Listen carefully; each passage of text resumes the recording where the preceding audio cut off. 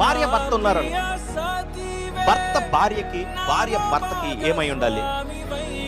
తెలివి అయి ఉండాలా, జ్ఞానం అయి ఉండాలా, లేకపోతే స్కిల్ అయి ఉండాలా, నైపుణ్యం అయి ఉండాలా, ఏమై ఉండాలి? ఏమైనా అయి ఉంటే పెళ్ళి అనేది ఉండదు. అర్థమవుతుందా? భార్య భర్తల మధ్య సంపాదన అయి ఉందనుకుంటాం, పోతుంది. ఇంకా ఏమైండి వచ్చినా పోతుంది.